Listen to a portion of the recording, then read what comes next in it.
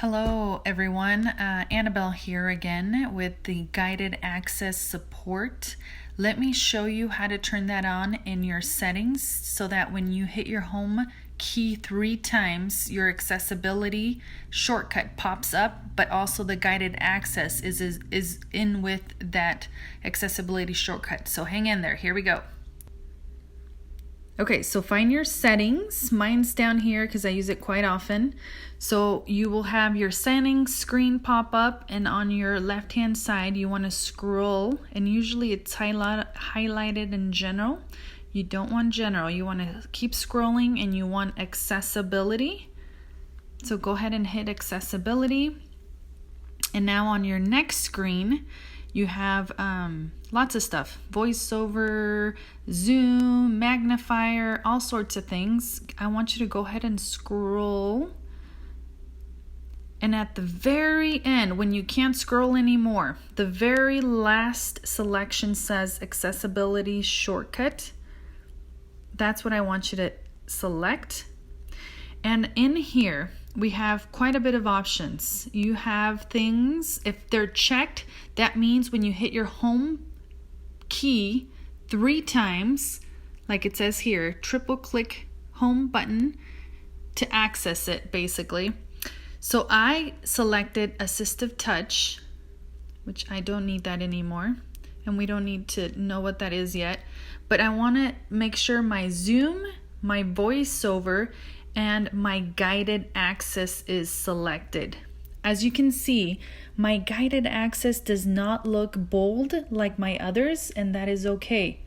Guided access will only work within an app. Here, let me show you. So I'm going to go back home, and let's just pretend I want my student on this page, and I want to turn on guided access so he or she doesn't kind of move around my screen, right? So I'm gonna hit my button, my home button 3 times really fast. And look, wait a second, I only have zoom and voiceover, and that's it. What happened to my guided access? Well, remember, guided access does not work unless you're in an app. So let me try this again. Let's go back to my fun apps here. I have Old MacDonald and the bus.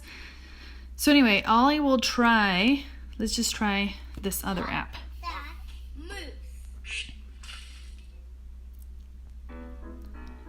Okay. So here I have my app. Let me turn down the volume so you can listen. And I'm just going to start with this one. So this particular one, I want my student to make sure he stays in this app and doesn't go crazy moving to other apps, and it's like, oh no, what's happening, right? So this is what you're gonna do.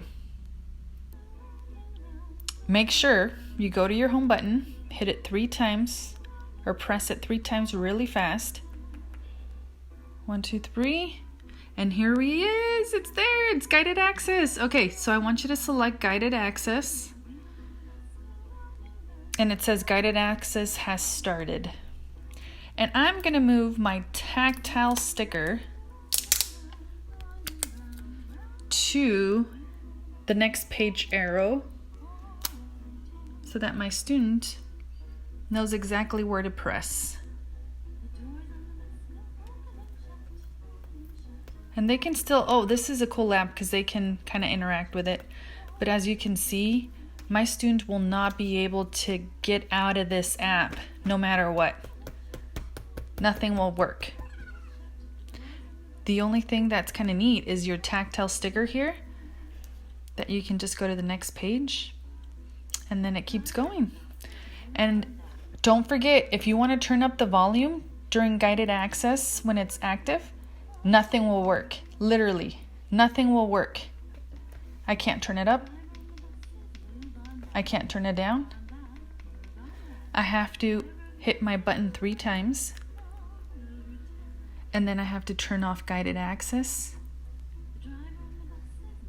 input my password, and then make sure, if you want to resume and it was a mistake, go ahead and hit resume, but I want to end it. And it tells me guided access has ended. So watch. Driver of the bus. now I have control over my iPad.